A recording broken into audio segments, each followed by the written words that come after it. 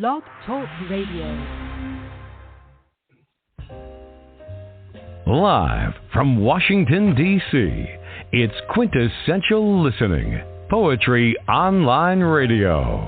QLPOR, as it's widely known, features a bevy of poets, spoken word artists, and live poetry readings with best-selling authors. Your host is Dr. Michael Anthony Ingram. Hello, everyone. Welcome to the program. As we all know, writing poetry can help us better express ourselves and make sense of the world and our place in it. Tonight, 4 poets: Allison Adler, Kathy Barham, Kathleen Cohen, and Christina E. Johnson will lift their voices and read poetry that takes us to places that will inspire us and brighten the spirit, and sometimes provide comfort and catharsis. In other words, poems that explore the lifespan. These sisters in the name of poetry all hail from the great state of Pennsylvania and joined forces several years ago to create a poetry writing community. I invite Kathleen Cohen to share her thoughts on the group's formation and why it's been important to develop a poetic community. Welcome, Kathleen. Thank you so much. Good evening, Kathleen. Good evening, Michael. Hello. How are you tonight? Fine, and you? I'm fantastic. Share your truth, Kathy. All right. Thank you, Michael, for having us on your wonderful program. It's such a gift to have a community and the support of other poets. In our group tonight, Allison, Kathy, and I have worked with each other the longest, workshopping poems on a monthly basis. We study together with A.V. Christie and Natalie Anderson, both talented poets and teachers. Christina joined us more recently. I'm grateful not only to read with them tonight, but generally for their presence and for their friendship, which keeps growing. We read our poems in progress and listen deeply to each other's work. Individually and as a collective, we bring to bear our perspectives and life experiences, offering honest responses and advice when asked. I feel safe and supported when I read my first drafts to them, and I hope you all do too, friends. We set out some themes that we wanted to address tonight, and here are some of them. One is that we'll each share an inspiring poem written by someone other than ourselves. We also will share some poems that deal with the now and with social concerns, with the power of nature, with friendship, and talking about those who have influenced us. Also, we are going to touch upon mortality. Looking at my friends, I am reminded of their insight, beauty, and wisdom, and none of us is young. We have lived a few decades. So thank you, Michael. That's what I had to say. All right, fantastic. Thank you so much.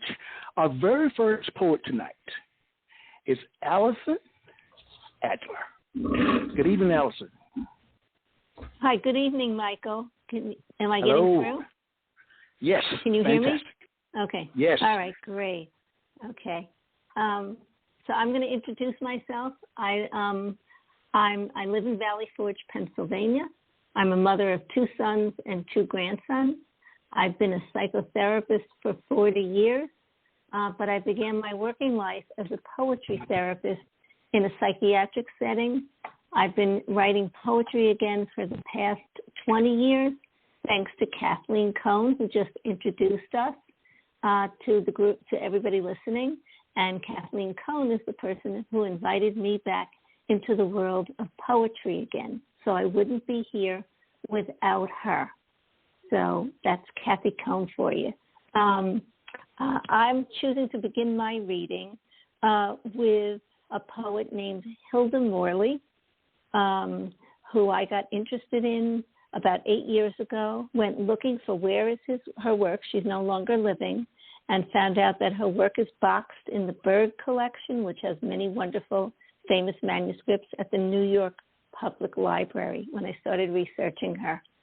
So I wanted to tell you a little bit about Hilda Morley because not too many people know about her.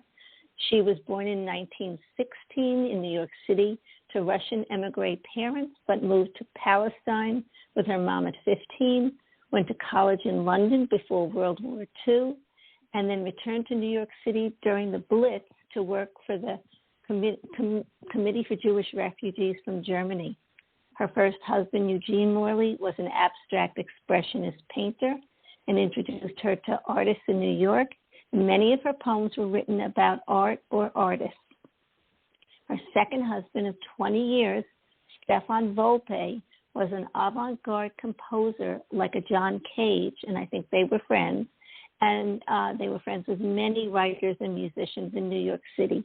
They taught at Black Mountain College in Asheville, North Carolina, for 5 years before it closed. Hilda was influenced by the experimental poetics of Charles Olson and Robert Creeley that was called projective verse.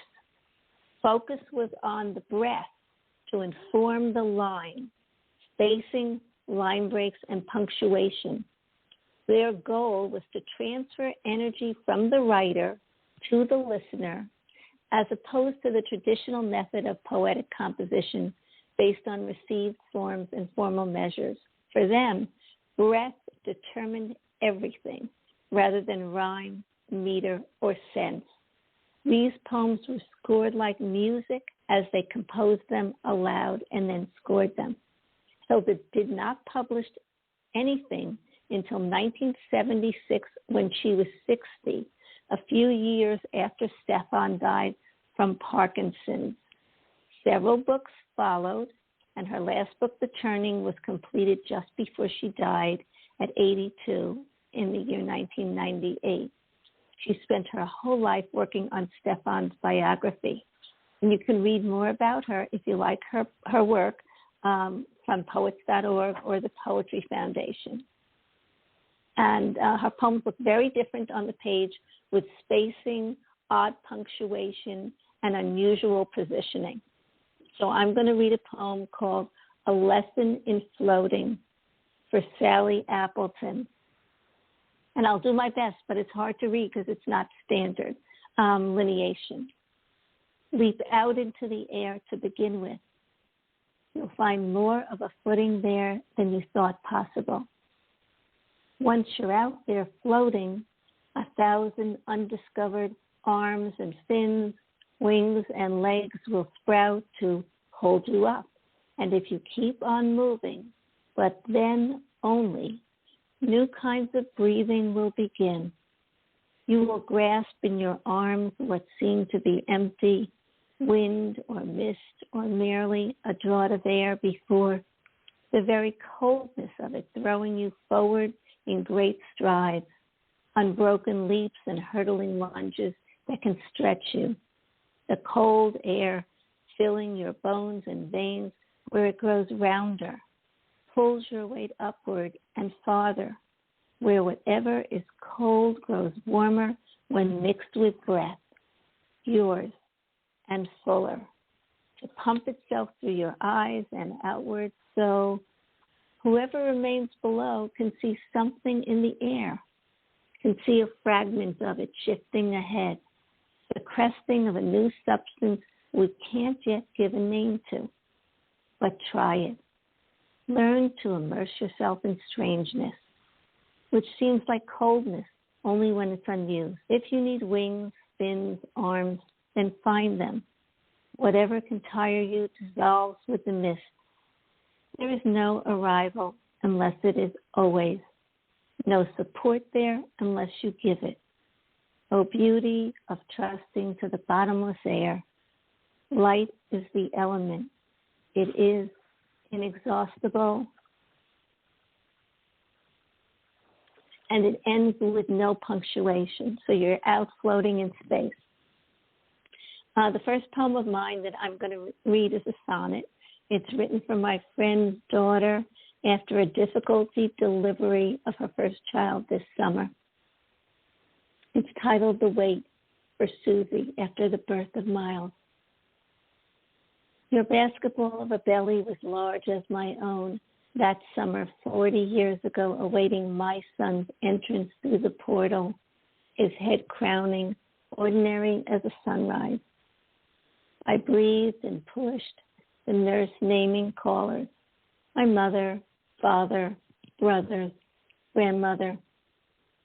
Then back labor and spasms, 40 hours of unrelenting waves until finally I said uncle, and a C-section delivered me, a healthy boy, 8 pounds, 14 ounces.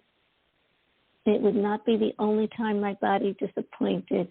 Not a blissful nursing mother whose milk flowed like manna, but I tried, and we persisted, no matter how scared, how flawed, how pained by his wails, and awed by the weight of my new world now cradled in my arms.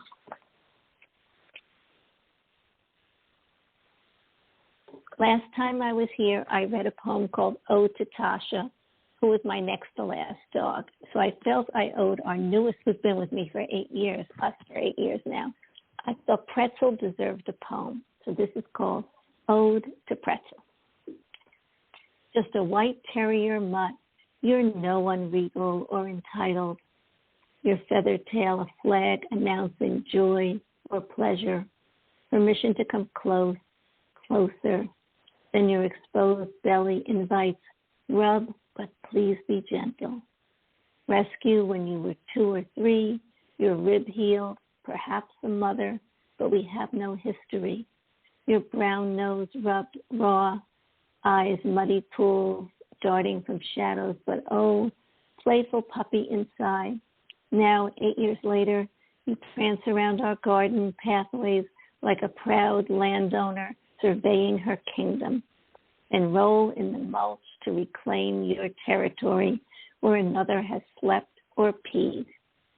Just a boomer in dog years singing in the chorus of our home, all windows facing woods and sunset, where deer, fox, and birds visit daily.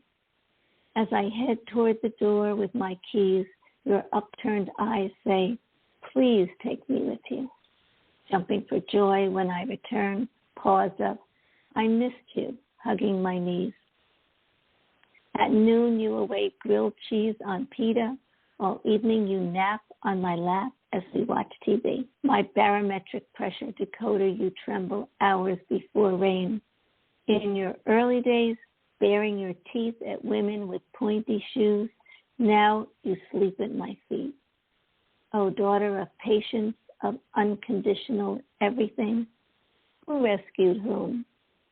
Oh, fierce barker, my protector, you sniff my breath each morning to guarantee I'm still breathing, then bolt off the bed with yesterday's socks to bury them in your crate, along with uneaten dog food under the blue flannel blanket, just in case of need, as if it's a well-kept secret. My next poem is inspired from 2 things. It's a memory poem. It was inspired by Christopher Gilbert's memory poem, and it was also inspired by a line from a poet named Amy Gersler in a poem for Bernard. And the line that inspired me was, we're down here in the basement dodging bombs. Out of the blue. I remember hiding when I was 10 inside my grandfather's black travel trunk after my mother hastened us into the basement that November Sunday in 1962. My childhood friend Lynn recalls everything that day. A plane crashed into one small house on a populated Long Island suburban street. Only a thud inside my house 2 blocks away, but Lynn was playing next door to where the plane went down. She felt the crash, felt checkers and snacks splatter to the floor, parents yelling, get outside, hurry, sirens screaming, saw the house in flames, house where a baby sleeping in his crib stopped breathing. Lynn's mom ran towards her, crying, arms open, hugging her, as she did rarely before or after. The next day, my mom walked me over to see the charred remains, block of houses lined up, gaping hole in a mouth of white teeth. In school that fall, we practiced sitting cross-legged, our backs against the hall wall, hands shielding our heads, praying that Fidel Castro, Cuba's president, wouldn't drop the bomb. This decade, it's guns targeting church, synagogue, nightclub, concert, school. Connecticut, Arizona, Las Vegas, Parkland. Last week outside of Buffalo's supermarket. This week in Uvalde, Texas. Angry young men pulling the trigger on their AR-15s. At food shoppers. At fourth graders watching a movie on the last day of school.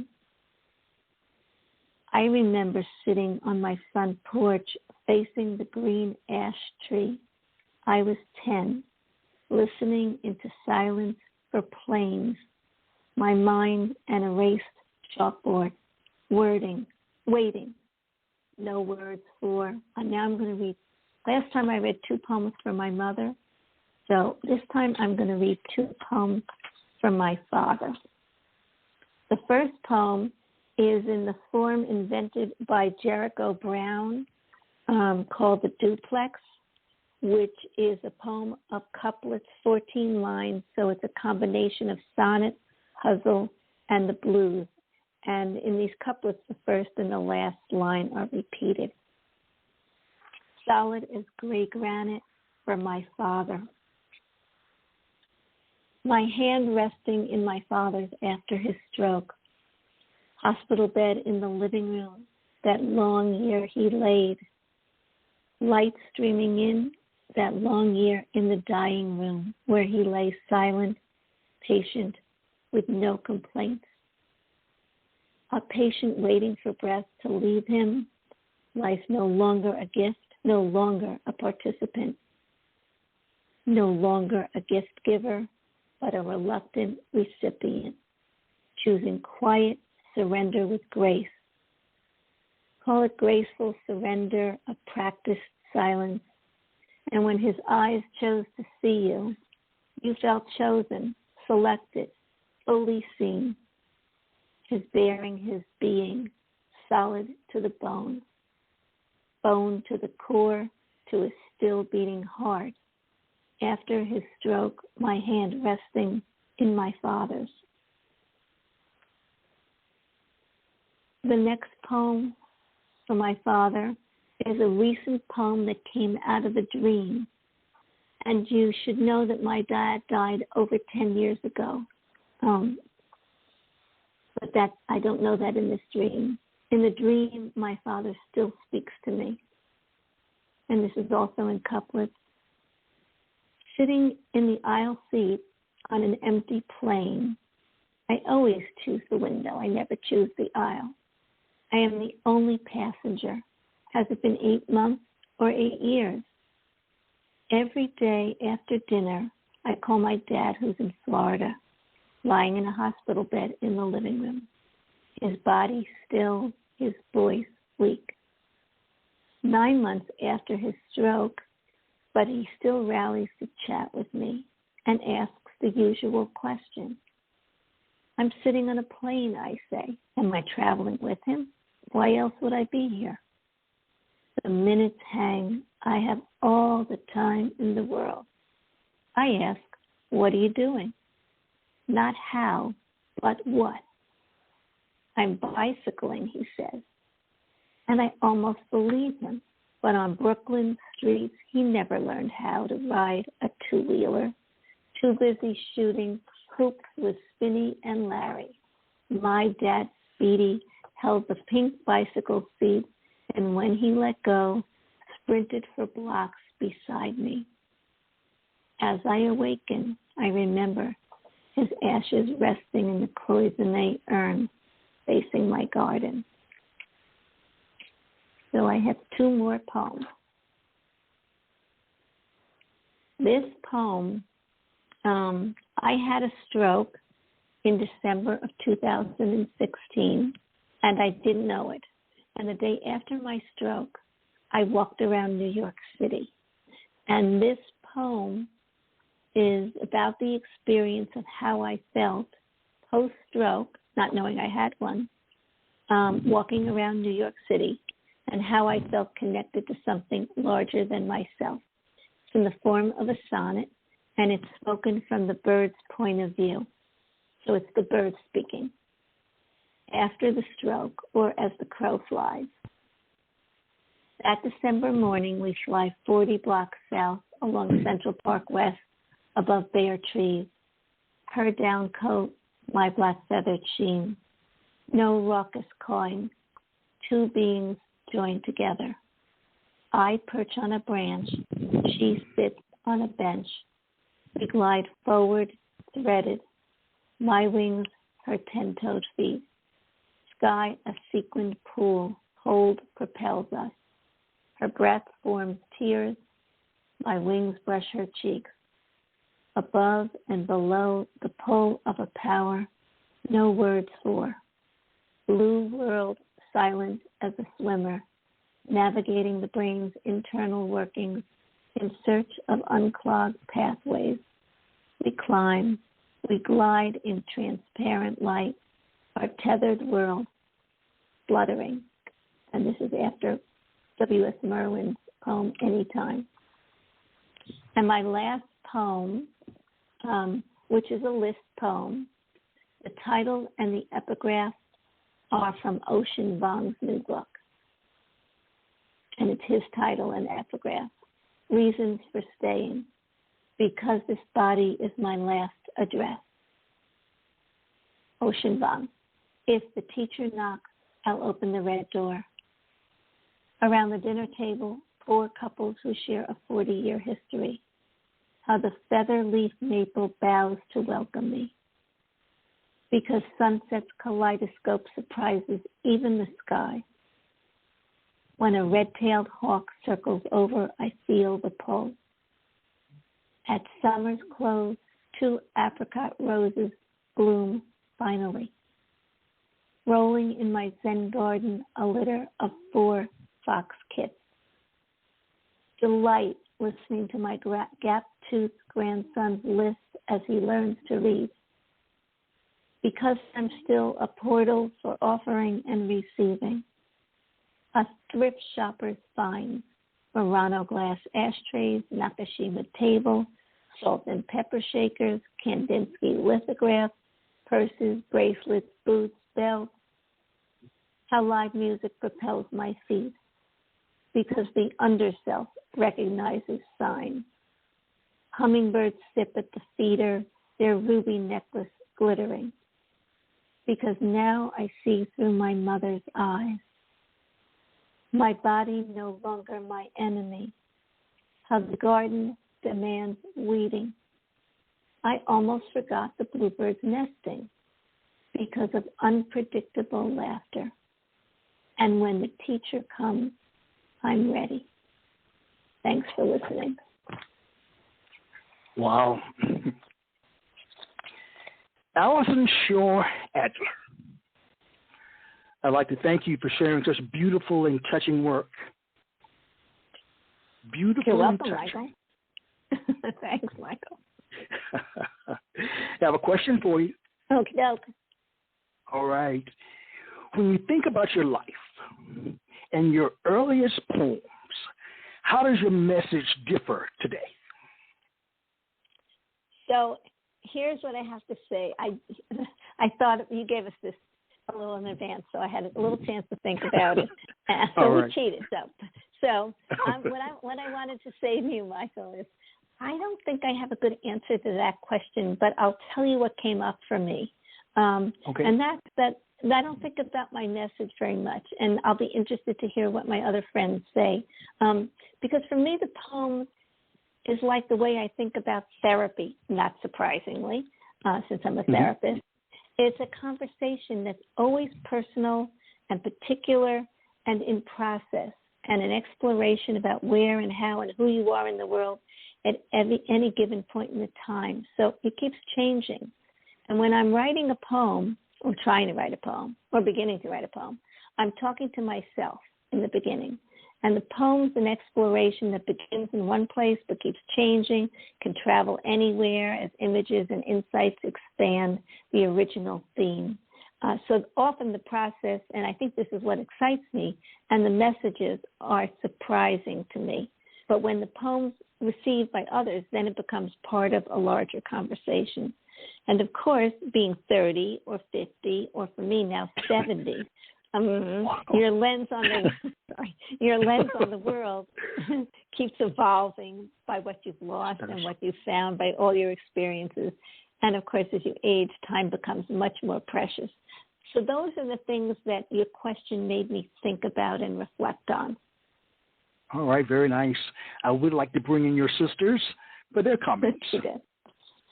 Kathleen, and Kathy, and Christina.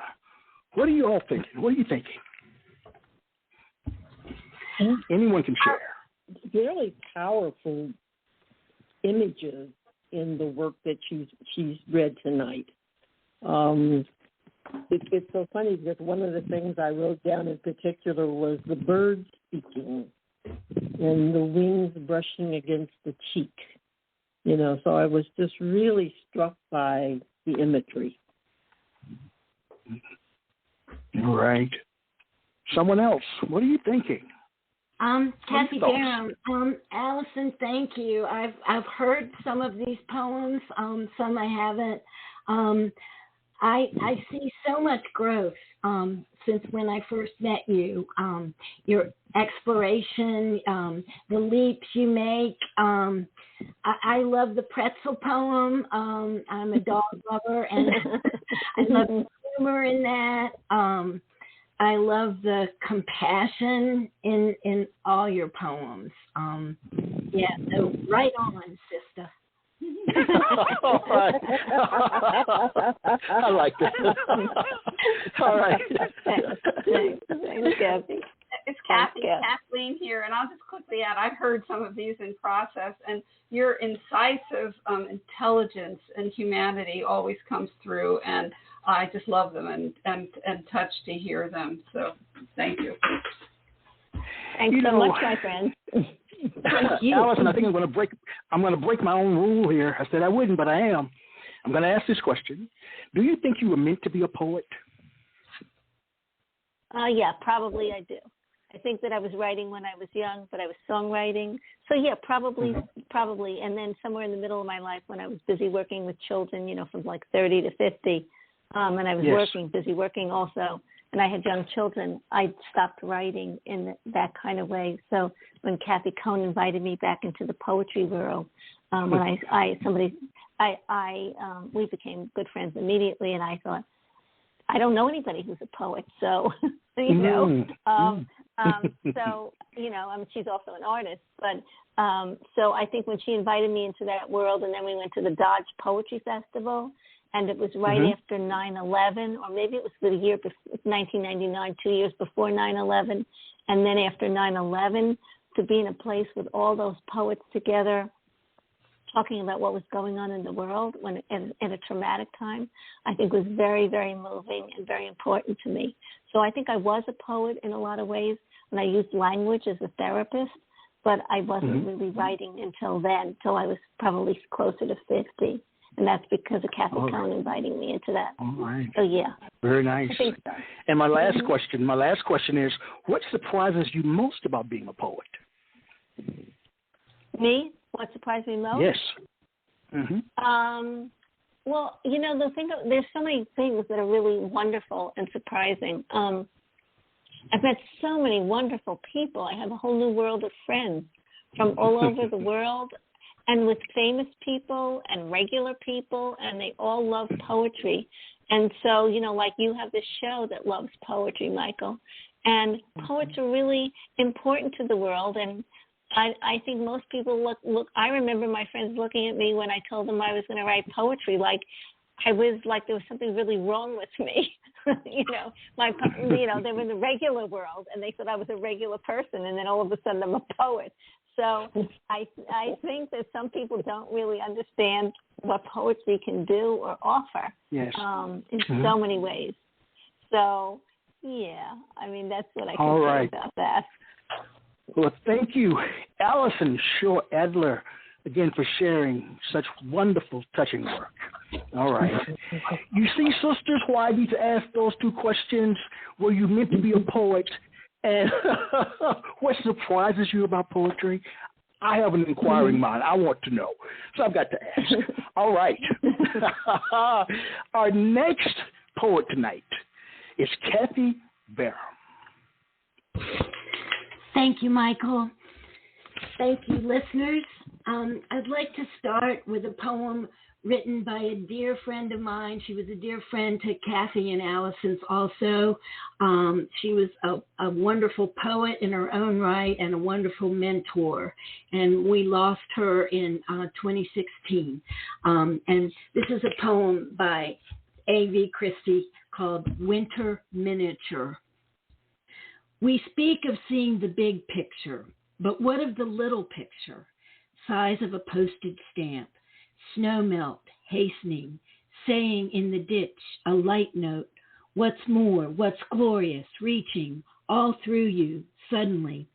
High gloss on the far fields, it's mine, my sun, flushed with evening, my unmet, met, kindred, making her languorous stretch through cloud. And he said, all one has to do to make the miraculous the norm is to make the miraculous the norm. I think of my thumbs and forefingers, a little viewfinder square frame, each ice bush lit in it, open to every light. There's something more here than light, and everything shining with it. The next poem is a eulogy to another dear friend I lost in this past February. Her name is Judith Shepard, and we taught together and taught high school together. So the poem is Eulogy to Judith Shepard, 2/16/42 to 2/6/22. Passed away, I think you'd agree, sounds too delicate. Floaty like clouds passing only to return. You died, too thudding and final.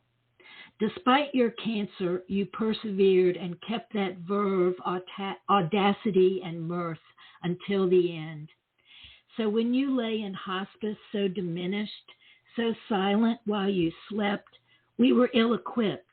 It seemed so recent that we'd heard that signature unabashed cackle or been caught in up-close, lengthy conversations with you. And nothing got past you. I remember your marching toward our young, new assistant principal the first day of school, grabbing his arm, asking, so how old are you, Andy? You were the matriarch of the English department, and even those like me, close to you in age, turned to you for coaching or counsel. Mentor and friend to many, including students from long ago who saw you as legendary, as larger than life. I fear I've made you mythic, Athena-esque, and how unfair to you who grew up in the Midwest, who loved Mary Oliver's Wild Geese with its permission to be mortal, to be human, claiming your place in the family of things. The next poem is based on a childhood memory of a tornado. It was the first and only tornado I've witnessed up close. And this poem is in two parts. Tornado story. The air grew very still and turned a sickly yellow. I may have been 12, summering at my grandmother's in southwestern Virginia. I was standing outside alone. All the grown-ups must have been inside. The air grew very still and turned a sickly yellow. And then I saw it, a huge gray-black funnel twisting in the sky. I don't remember being scared or who summoned me inside where grown-ups were scrambling, wrestling with the safest refuge, cellar or behind the sideboard. Then, behind the huge sideboard, my grandmother, mother, sisters, aunts, cousins, and I crouched. I still don't remember being afraid. Perhaps I stayed caught in the awe of the funnel. Perhaps I was caught in the spell of feeling more grown-up than the grown-ups I was watching closely. Poor Aunt Dee Dee was terrified of any storm. Later, I saw her smoking a cigarette in the kitchen. 2. But we were all fine. I don't remember feeling its effects, but afterwards we went outside where 7 of our trees lay on the ground, devastating for my grandmother. The trees were large, so we must have felt the wind, but I don't recall it. What I recall as vividly as the twister itself was being allowed to help saw us out of our blocked lane. My uncle from New Jersey was called to help. The saw I was given was large, adult-sized. Then I had no pity for the downed trees, but ache for them in retrospect. But the sawing had to be done. How thrilling to be allowed to wield this deadly weapon with my grandmother and favorite uncle. I confess I had always envied grown-ups for the power that parenthood conferred, discipline and rules carte blanche doled out accordingly. The bestowed sawing no doubt made me feel both equal and superior. The saw I was given was large, somewhat rusted and thick, fanged, and I loved it. Next poem is about a tamer wind. It's a very short poem, and this is this and the next couple poems I wrote during the pandemic. This was fairly early in the pandemic, I think, because and the title sort of marches into the body of the poem. Because of wind, we bend, not in supplication, but in unison with air. Because of wind, our autumn bright leaves humbled, dim to dream, and the sky follows suit. The next pandemic poem is called The Patience of Trees and Birds Amidst the Pandemic. You stood in place, sometimes entwined with another, longer than I have lived. Sheltered in place from the pandemic, I watch from my window the lacy leaves of the green Japanese maple lift and sway in the breeze. So many trees surround me, bear witness to the birds who rest on their limbs, bear witness to the human who listens to the birds who call to one another and sing, each hopeful note, a momentary little antidote. The next poem was also written during the pandemic, Afternoon Shower. Spring rain makes a collective sighing sound that dwindles to drops patting leaves. Backlit now, they gleam before evening. Soon light will exceed to dark and day to night. Daylight savings spent. The next poem is also a little bit later in the pandemic, excuse me, when I've gotten a little more complacent, along with other folks. This poem's called Withheld. It's dusk and day is veiled.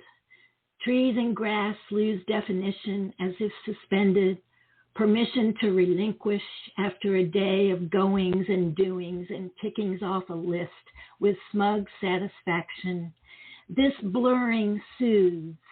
I have no obligation whatsoever other than savor the quiet, the dreamy spring green, the azaleas and dogwoods, their bright hues dissolving into dark. The next poem is called Price. And this is more about getting a little complacent and casual as the pandemic, this is a fairly recent poem. Price. When the pandemic began, a kind of parenting took hold. I fed squirrels, chipmunks, birds daily. Even insects I rescued from a sink or shelf and gently put outdoors. As the number of deaths increased and relatives denied goodbyes, perhaps I wanted to give something, anything, if only to an animal or insect, because I could. Because in stark contrast, my health was spared. Because retired, I had no job to lose or risk of getting COVID from. No one close to me had died. I was well while much of the world was suffering. Being confined offered presence, and being present, grace. I live in the woods, and the pandemic provided a necessity. Trees, bluer skies, bird calls distinguished in quieter air. And now, 2 years later, unmasked and unencumbered, I resume. In the grocery store now, some still don masks, reminding me of my own complacency, preparing for a trip, forgetting already how to be still. And my last poem is about that trip to Jamaica that I was planning. And just a couple notes. There's a reference to anoles, which, in case you don't know, they're tiny lizards in the iguana family. And there are a lot of them in Jamaica and Treasure Beach, where I was staying. And the other reference is to Thunbergia, which is a climbing plant with beautiful purple blossoms that Jamaican hummingbirds love. And the poem is called Fecundity.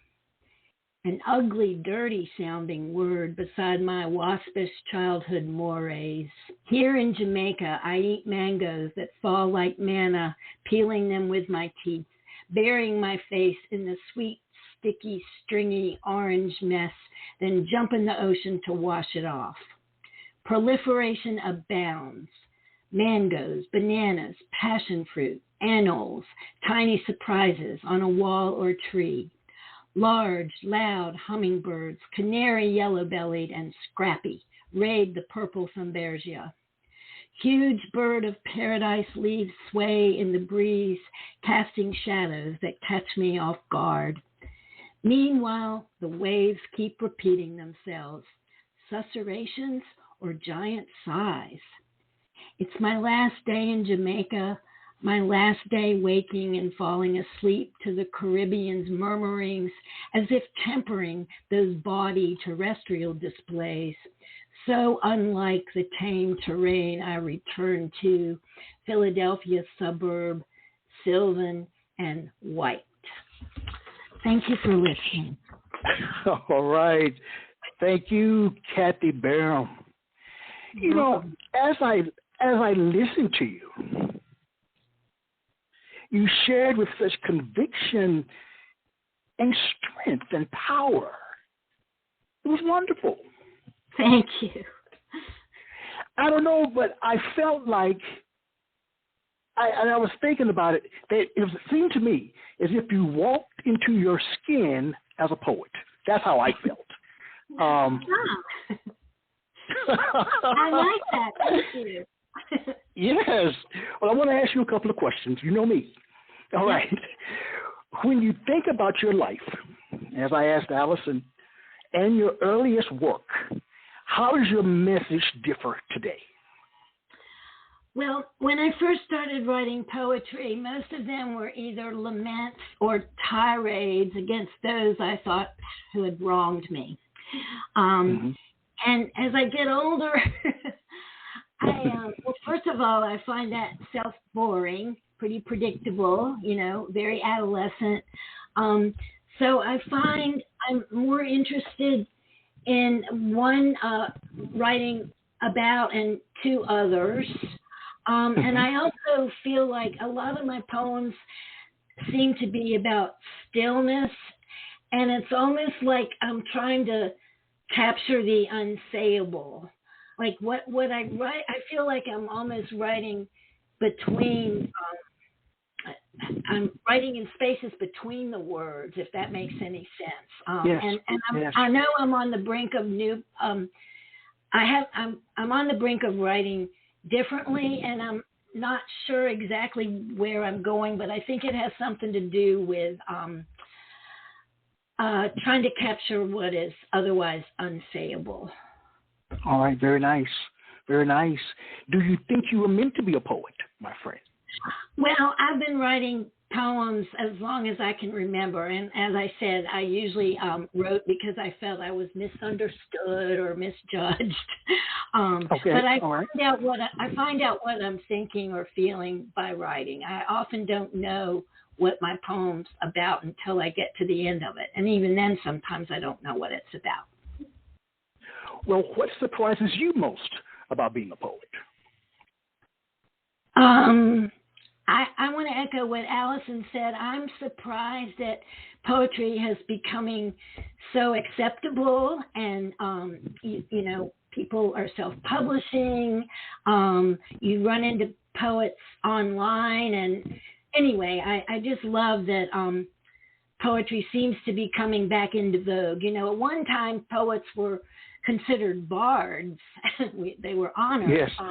And then we were kind of mocked, but I feel like poetry's coming into its own again, and I love that. Fantastic. Thank you again so much. I'd like to bring your sisters in for their comments. Thank you, Michael. All right. Kathy, this is Christina. So I love your passion. As you are reading, I can just feel the passion that you bring to life. Yes. Yeah.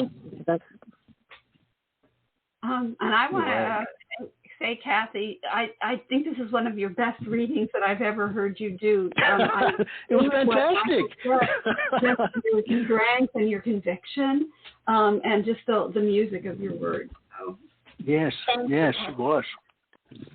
Oh yeah, I would love to say I know some of Kathy's work, and we've been together a lot. I love the images. I loved in the tornado story. I've never seen a tornado. Maybe I did once, when I was in college, in the distance. But I really have a sense of it. I don't want to see it too close up, but Sickly Yellow, so well described. You can see its awe of the funnel, the power, the thrill, and the power. Fanged, and I loved it. About the saw and sawing with the grown-ups. I so much love all of these stories. I can so easily be in them with you. And there are, of course, so many great nature images. I love Because of the Wind We Bend. I mean, there's just so many things to love, and you do it so subtly. I don't even know how you do it, and you make it look easy. But I know it's not that easy. So I just love what you're doing, and and yes, this is a great reading for you, Kat. Thank you. All right, fantastic. All right, our next reader tonight is the one and only Kathleen Cohen. Thank you so much, Michael. So hi, everybody. I'm a teacher and a painter as well. And the first poem I'm going to read is a poem by Elsie Lasker Schiller, translated by Babette Deutsch and Abraham Yarmolinsky. So she's a touchstone poet for me. Similar to Hilda Morley, I think contemporary, but she lived in Germany before World War II, and she eventually emigrated to Israel and died in Jerusalem. But she also was connected with expressionist painters in Germany, the Blue Rider group, actually. She was an artist as well. She really resonates for me because of her connection between visual art and poems. She liked to reference Bible or Torah texts and Psalms and passages like I do. And she talks a lot about art, beauty, and also seems to have an odd relationship with God, as I think I do. And she writes both about trauma and about tenderness. So her first poem is dedicated to her mother, and it's called Reconciliation. A great star will fall into my lap. We would hold vigil tonight, praying in languages that are carven like harps. We would be reconciled tonight. So fully God overwhelms us. Our hearts are only children, eager for weary, sweet slumber. And our lips would kiss each other. Why are you fearful? Does not your heart border upon mine? Your blood always dyes my cheeks red. We would be reconciled tonight. If we clasp each other, we shall not perish. A great star will fall into my lap. So my first poem is dedicated to my mother, Connie Kruger, who died almost 8 years ago, and it's called Loosen. Doves flit through sky, mother. I'd tie you to me. My fingers sift beads, mostly blue, like wavering sea stones, your eyes. You bequeathed this color and elegant dresses, discarded rings, ring of days, how you curled into endless cooling, your voice cloudless. So I write a lot about the painting process because I'm doing both all the time. And this poem addresses that. It's called To Arrive in This Moment. I've been painting a still life for weeks, not once, a series of 5 objects. Jar, lemon, lemon slice, glass, and bird. I'll try to be clearer. Rose-tinted water jar, half filled. Whole lemon, sliced lemon wedge, stemless red wine glass, plaster bird the size of my outstretched hand, which grasps a brush so balanced and fine-bristled that it extends my fingers, arm, ribs, the pivot of my spine, as to create the illusion of flight. This encourages the bird, who's been warming the nest of my palm, but now flips to the turquoise scarf near the lemon and jar and peers out the window at a finch trembling a branch. What moves us most? Window light pours in, shifts this moment to the next, arriving? Shadows tremble like voices, like smoke. I arrange and rearrange where objects sit, how they relate, like I'm trying to pray, to get the prayer right.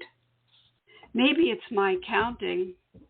There aren't 5 things here, but also the sky blue scarf, white table beneath, the window and clarity of light it admits, plus shadows, plus souls, plus vibrant puddles of paint that tremble with each dip of the brush by my frail hand, arm, and ribs each time I reach to fly, to pray. So this next poem is called Peonies, and it's about, sometimes painting is a spiritual experience and one of discovery, and sometimes the selves that emerge when I paint are surprising. So, Peonies. These aren't my favorites, I grouse to the spirit who wakes me to circle the block at dawn, alert, on the hunt.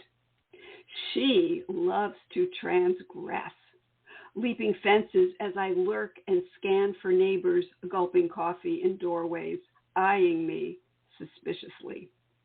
Snap, just snap off a bloom from this bush, she commands. Then we'll jog around the corner and grab another. You love to paint them, she taunts, and not the blousy ones past their prime who droop. Pick a tight pink bud with all that potential to reveal, to shine light through its tissues. You'll want to pop them in a glass or some transparent vessel before it shatters, before heat and time coax out the flowers' tongues. Oh yes, these blooms will sing for a day or two. They'll blush and make promises, then scatter. Every year they'll scatter. Don't stand there looking shocked. Grab your brush. So this next poem is dedicated to Jonas, a student of mine. I'm thrilled to have him as a painting student this year. He's a talented high schooler who comes to paint with me weekly. It's called Overcome. And the epigraph is, "Art does not reproduce the visible, but makes visible," by Paul Klee, the artist and writer. Before my student arrives, I set up a still life in the yard. We won't try to paint the overgrown garden, only a clutch of black-eyed Susans in a chipped white vase that sits on a slatted brown chair, straight-backed, backdrop to the pearly vase, the sunlit flowers, and such light I hope he'll notice. All summer we toil at landscape, but he errs as I erred when first stepping out to the garden, grasping a brush, overcome, trying to render each leaf, each bird flit, visible and invisible. This next poem, Between Doctor's Appointments. This swath of land, all texture and surface, all light and shade, I perch on the edge of a bench. No need to enter the park, which gleams and burns the eye. Better to sit in shadow, throw open my palette, scumble ochre on paper as background, as ground, then add layers of color. I have only an hour to learn why I was drawn here, what arrangement of branches, hollows, and paths might point to what's holy. Or is it all vessel and veil, and whatever pulls my eye needs notice? Whatever I render will be enough. Well, I'm lucky to have 5 wonderful grandchildren, each one artistic in their own way. And this poem is called Painting in a Field with My Grandchild. We squeeze out pigments, brush out our momentary markings, our views. When young, she'd push a held brush across a page, extending my hand and her need to mark space. Believing that she alone rendered that geranium, she shouted red in triumph, claiming a piece of the garden, retaining its spongy petals, its blush on the wall above her crib where we taped it. Now, years later, she scowls, mixes on her palette various bright and cloudy pools, trying to imitate nature, as those of her age want to do, as I want to do. Should I tell her I always fail, but sometimes capture a gesture, sky-tinged gray as it contracts before a storm, or a particular laden blue of air before it pours out its colors? This next poem is for my son Adam, the father of 3 of our grandchildren. It's called Mercy. Framed by the door, our son carries his dog as he carried his babies close to the chest. He motions us in, the last day before the visit to the vet, last mercy. I recall our first sight of Milo, this puffball who chewed fingers, head butted into our laps, licked ankles for salt, shivered and barked at thunder, warning the family. Now blind, he barely hears. So much fails.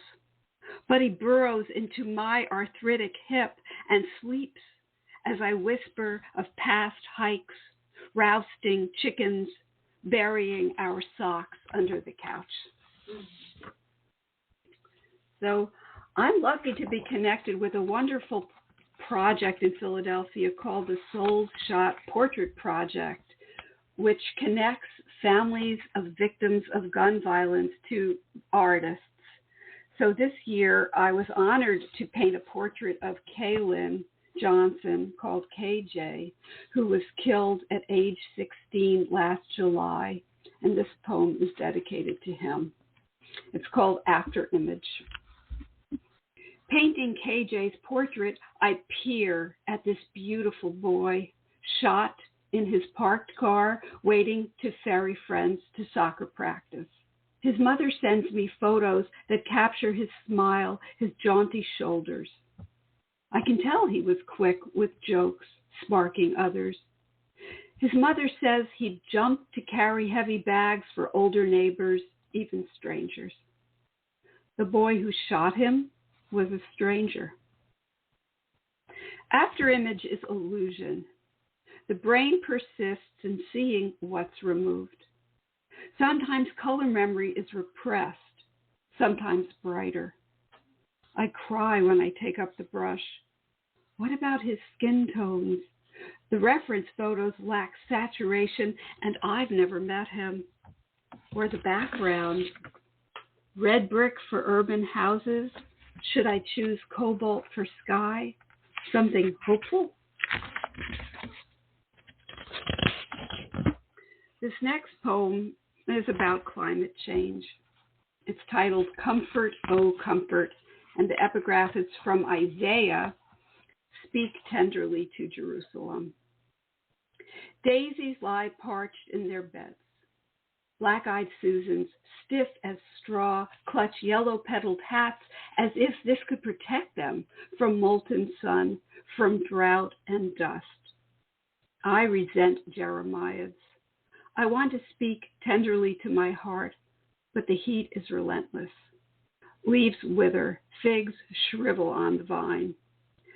Some say there were two Isaiahs, one steeped in calamity, one holding out hope. We harvest tomatoes, whatever survives, let's stop our watering. Maybe the heavens won't roll up like a scroll. So this poem, I have Natalie Anderson to thank. The famous poet J.M.W. Turner from England, who did wonderful oil and watercolor paintings, often carried around a sketchbook even when he was a boy. He was born in he was born in the 1700s, but he was painting skies in 1815 when in Indonesia Mount Tambora erupted. And it had a devastating effect upon the atmosphere of the entire Earth for the next 3 years, creating a lot of smog and darkness and muted colors in the sky. So this poem is called Sky's Sketchbook. I open a gift, a facsimile of Turner's brush strokes on thick cotton rag, almost muted on gray ground by time.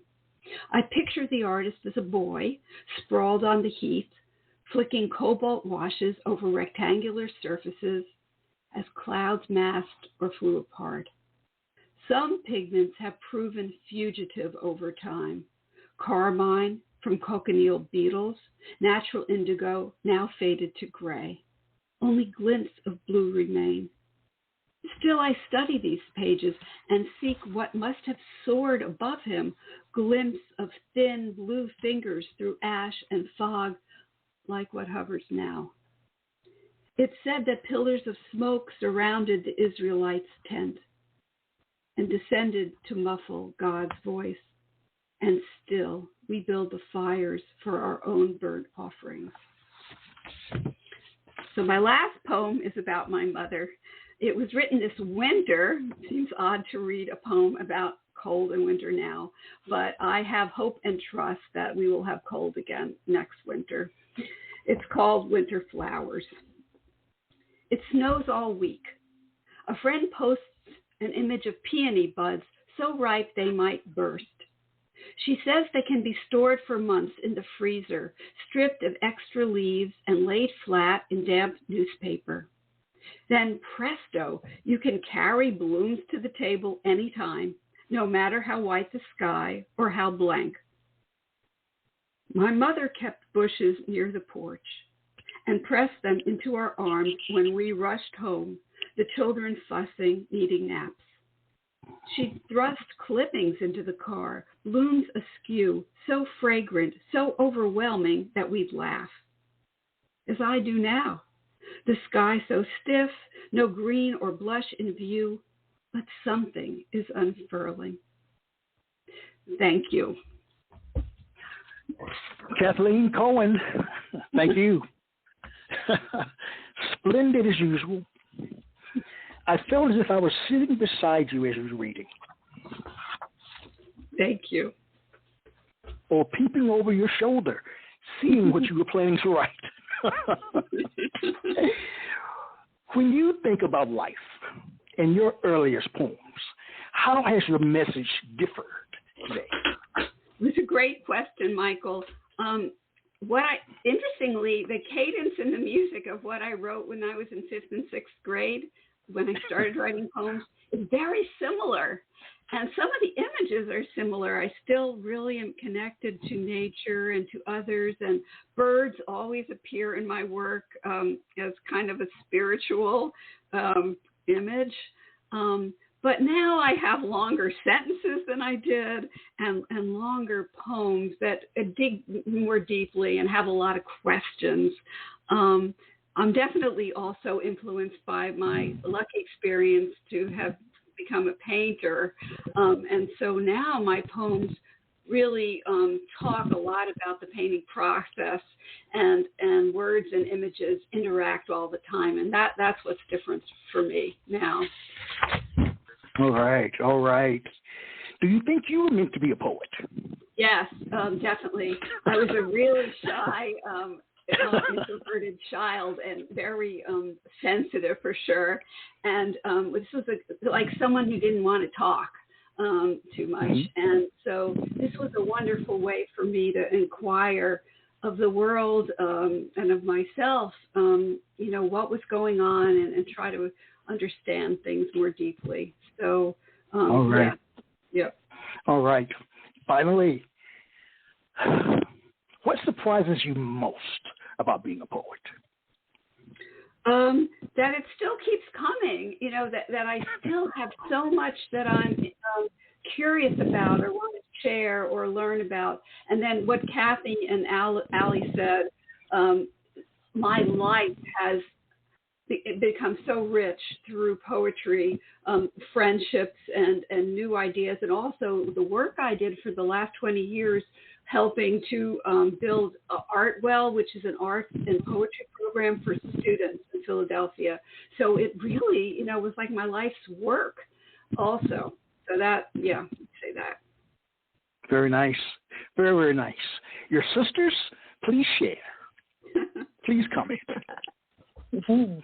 Kathy and Christina, I can see you at your easel as you are painting these words. No.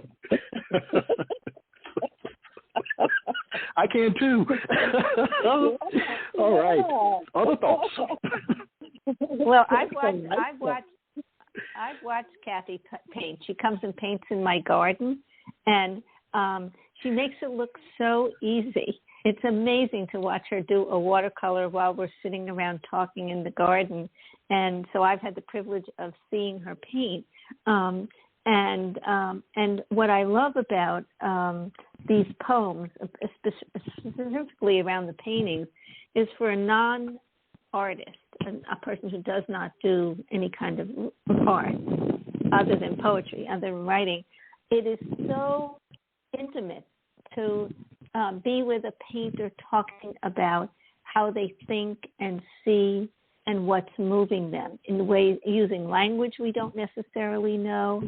So and she does it, Kathy does it in such a way that she really helps us see, and that all the questions that are coming, we follow it. And so I love that I'm learning. You're teaching me how to see, and I really love that from the point of view of a painter.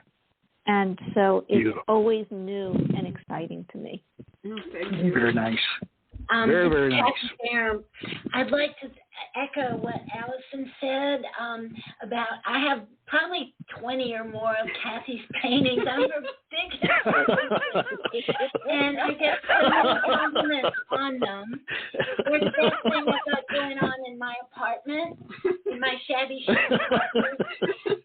And I love the spirituality in both her painting and her poetry. And the intermingling of the two, I'm blown away by both genres.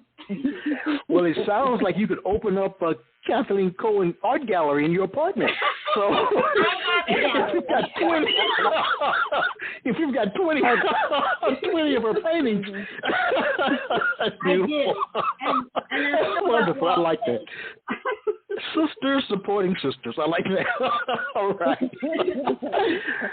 Our next poet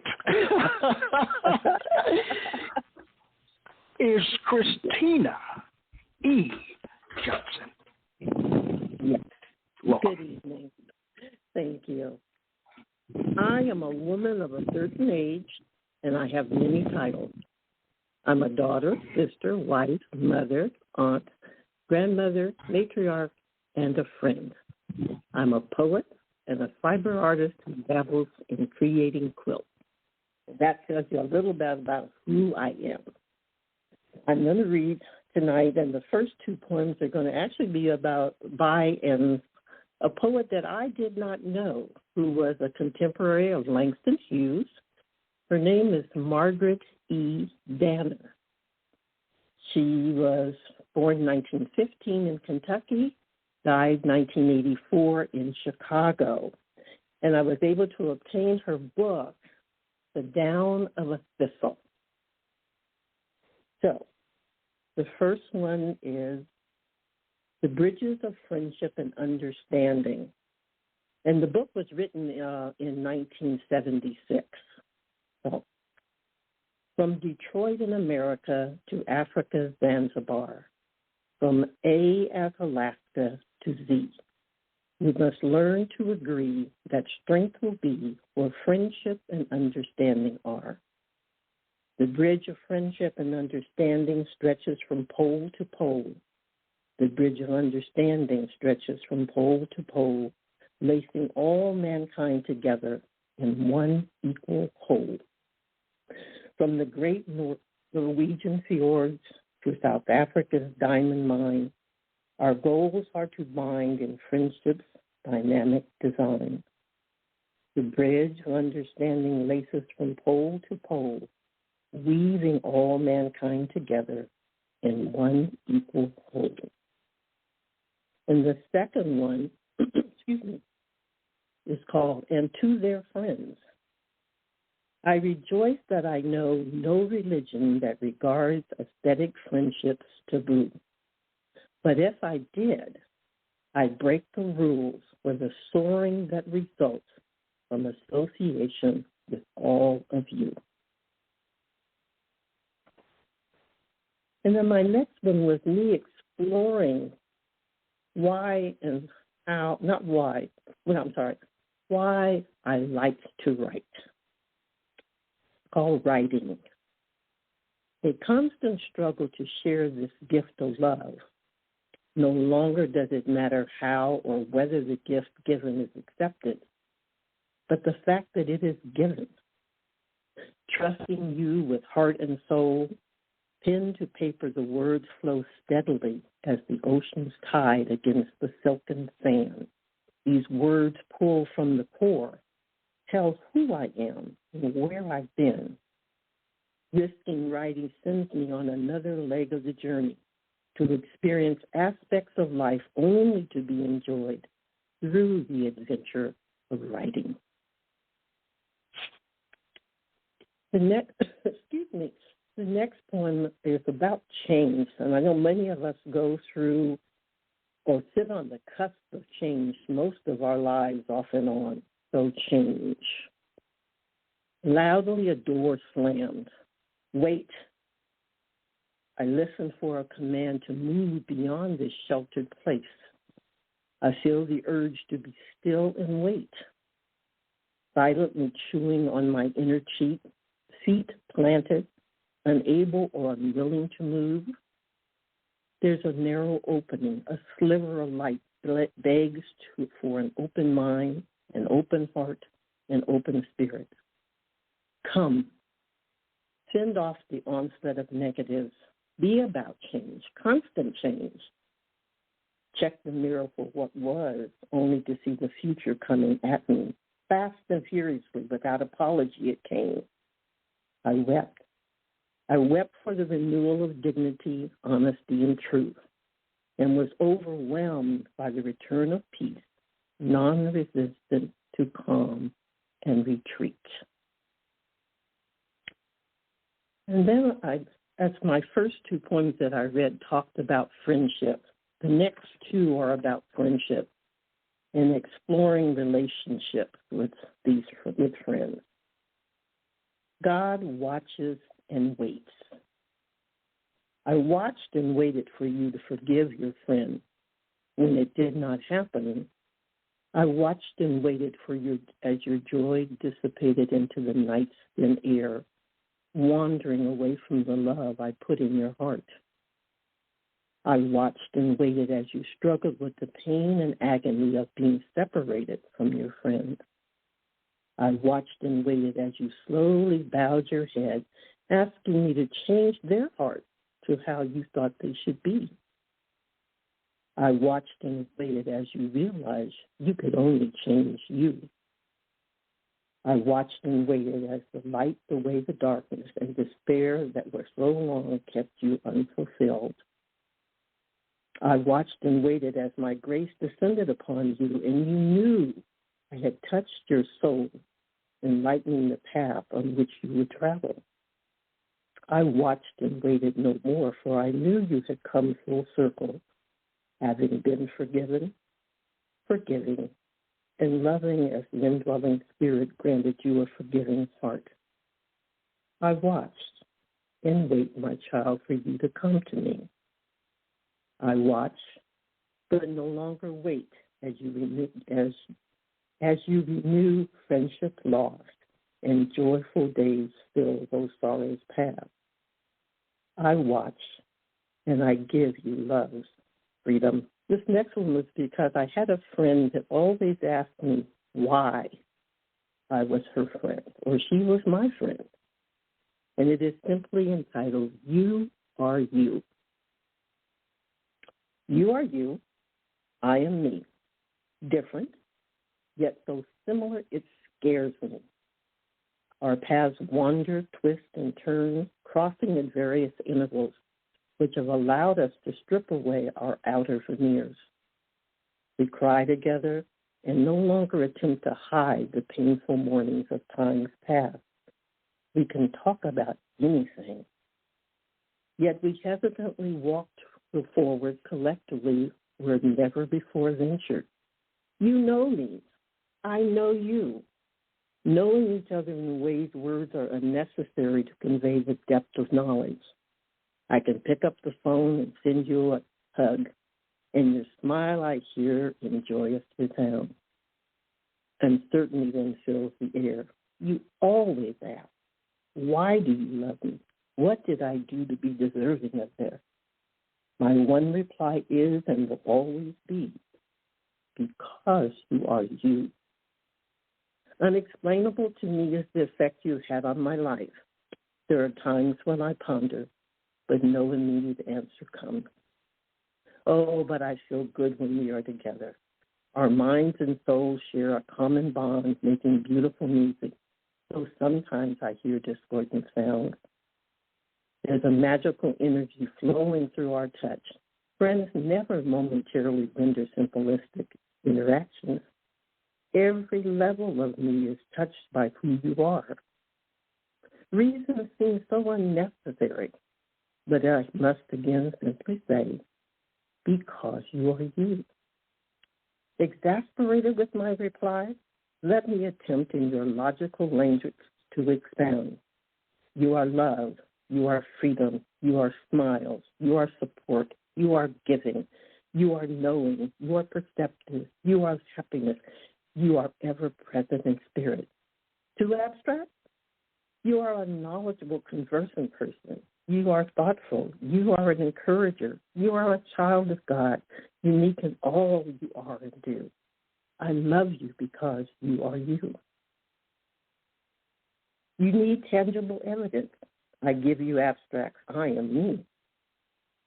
The language of love defines another within our individual spheres of understanding. I see and feel your inner being. Qualities which define your essence exude immediately upon contact. Those first 5 minutes made a difference when I met you. Others who know us need not ask what brings us this friendship. To see us together, they too know that there is a specialness between our spirits. They see us and feel the energy surrounding our interactions. You bring me great pleasure being alive, enjoying life. Being with you makes me happy. I love you, dear friend, because you are you. This next poem, I actually took at a workshop at Woodmere Museum, and it was called Writing Poetry with Painting in Conjunction with Hearing the Brush, the Art and Poetry of Warren and James QLPOR. So I'm standing in front of one of his paintings, and it is called Eye of the Storm. Whirling, lifting objects too heavy for people to physically move, the air not contained by weathered standards this time of year. The earth assaulted and wounded by an aerial attack, round and round, scary sounds, thumping, grinding, and dissonance. The funnel debris, water-filled, must land eventually. What damage is done to all in view? Homes, cars, folks that could not hide. Everything lost to a weather phenomenon that strikes without warning and cares not for our fears or concerns. No civility. I am here. Deal with me until I'm gone, only to return unexpectedly. Whenever. This next poem is dedicated to a young man who was my nephew, who was 40 years old, who died in a bicycling accident. The one thing I will tell you before I read the poem is that he loved to eat. Didn't matter where, when, whatever. He loved to eat. Jamal. Hungrily I feasted on a rainbow-strewn sky, my senses gobbling up the peaceful, calming nature of God's message that you were here. The message feeds my anxious heart.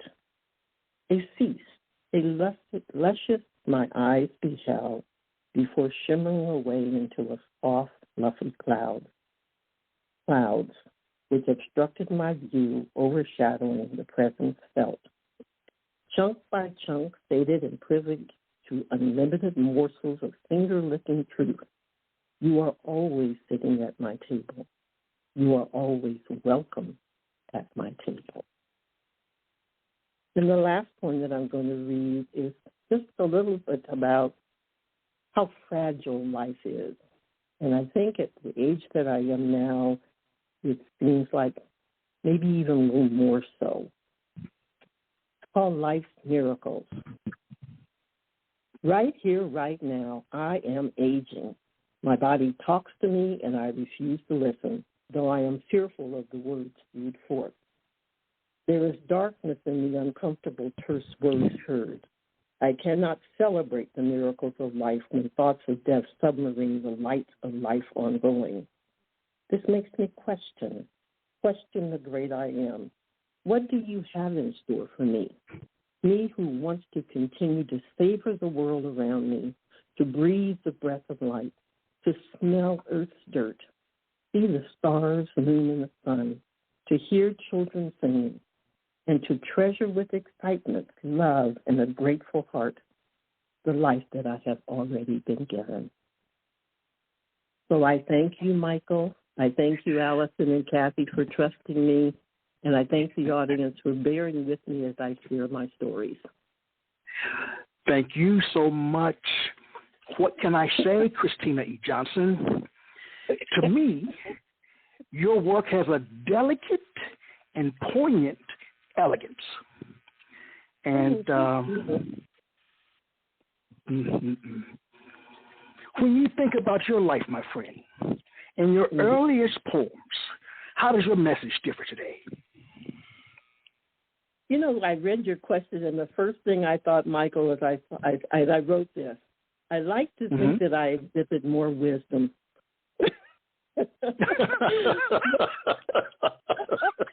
Okay. All right. But I do echo some of that the other lady said, because I think our life circumstances change how we perceive our world. So I come to my writing from a different perspective than when I was a child or a teen or a young adult. So all those things add to, because it's who I am, but I get to expand upon, those thoughts. All right, very nice. Do you think you were meant to be a poet? Definitely.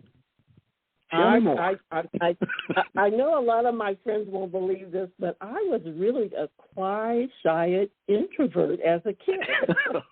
And right. as my mother would say, you don't miss anything, because I saw everything, but I didn't necessarily speak on it. So it was, words were important, so I wrote a lot. I didn't necessarily speak a lot. All right. What surprises you most about being a poet? Well, being a poet and an artist, because I think I am a quilter. I think that I'm always touched by how others react to the art. How others react. Yeah. All right, sisters, what are you thinking? What are you thinking? Talk to us. I'll go. I love your poetry. I love fingerless and smell, earth, dirt. I love the tenderness and the spirituality in your poems, Christina. They're beautiful. Thank you. I'll go here too.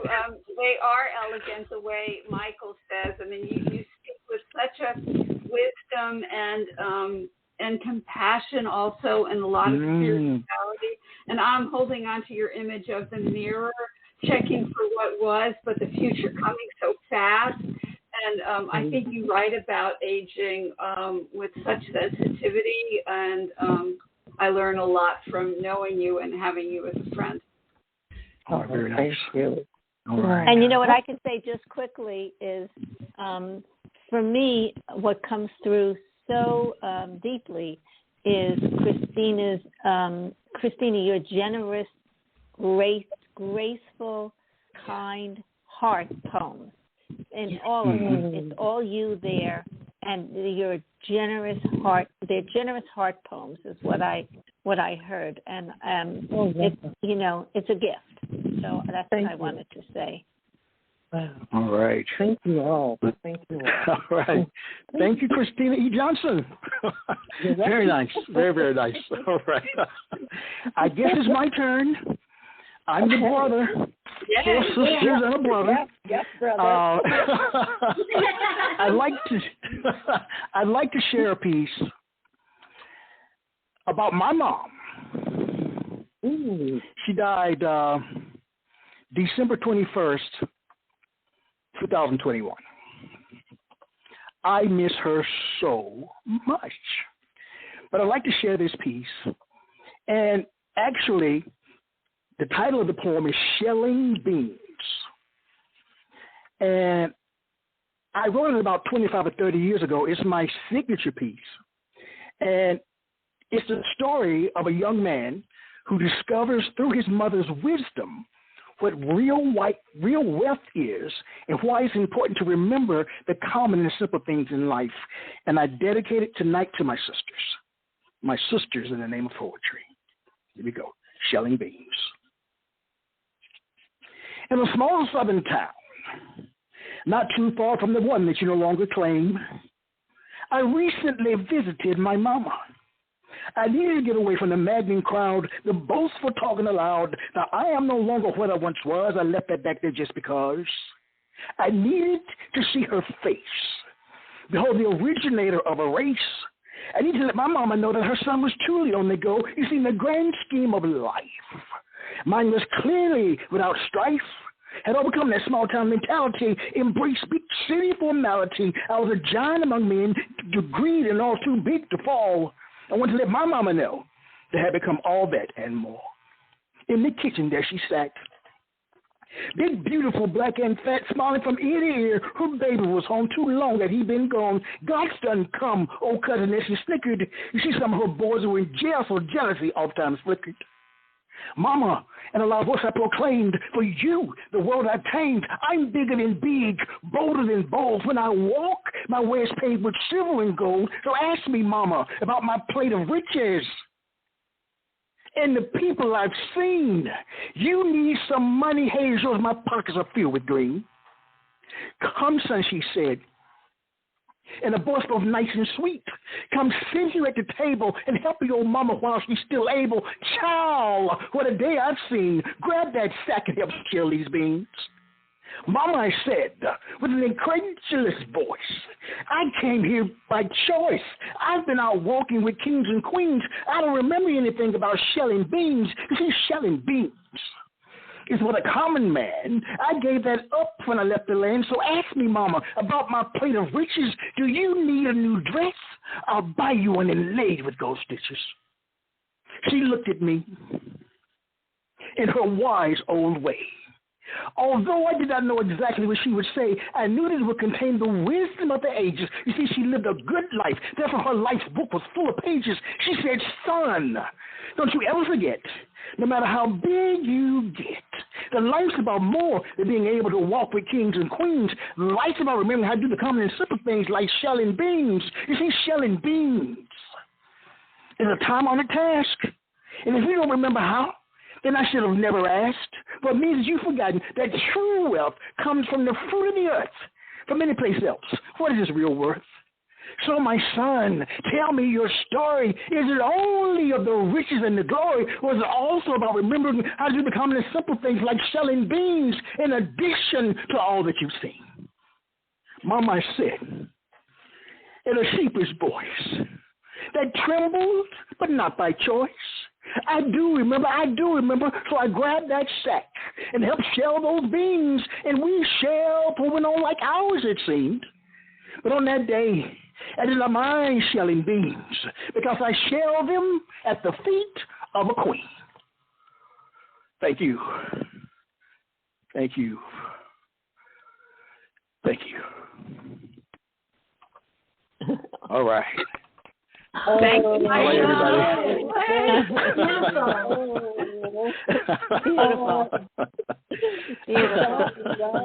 That last line, I showed them at the feet of the queen. I could just see your mother in all her glory telling you exactly. I miss her so much. And hopefully she's looking down on us tonight, enjoying this program. Oh. Well, to me, you work together. I view you as shelling beans with each other. You're shelling beans with each other. Yeah. That you're helping each other. Yeah. That you're not too big to help your sister kind. I love that about this group. Yeah. I love that about this group. I think you're absolutely phenomenal. And I'm not sure whether I shared with all of you the last time, but when you were here, I may have said it in one of my emails to you, your program had more listeners and downloads than any other in the 5 years I've been on the air. Wow. Wow. So, not only do I love you, the world loves you too.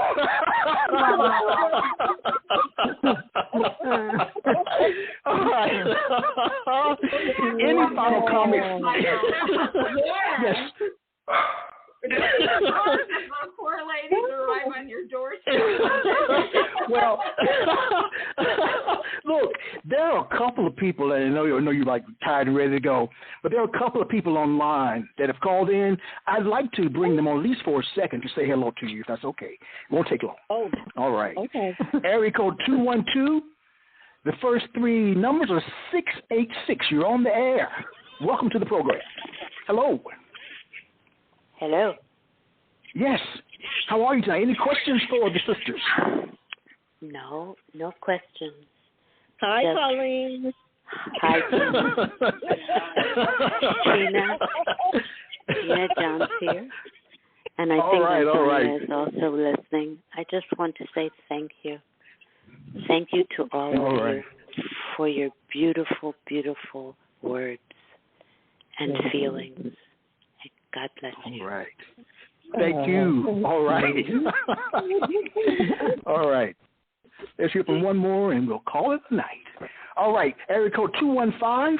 The first three numbers is 806. You're on the air. Good evening. Oh. Hello? Yes. Could it be me? I don't think so. Well, whoever it is, they're so stunned that that they can't speak. They have probably fainted, and it's such an amazing program. Okay, well, all right. I want to thank you all for joining me tonight. Sisters in the Name of Poetry. We've got to schedule another one for 23 or 24. So keep writing, everybody. All right? All right. Thank you, Michael. Thank you so much. Thank you, Michael. All right. Thanks, Have a wonderful evening. Yes, and to the listening audience, I want to thank you, too, for tuning in. And as I share every week, every program, let poetry ring somewhere throughout the land. All right. Good night. Good night. You were wonderful. Everyone. Everybody was wonderful. I'm going to be happy all night long. I can't find my outro. Here we go. Good night. Quintessential Listening, Poetry Online Radio, is available on iTunes, Spotify, SoundCloud, and Stitcher. You can also check out the website at QLPOR.com.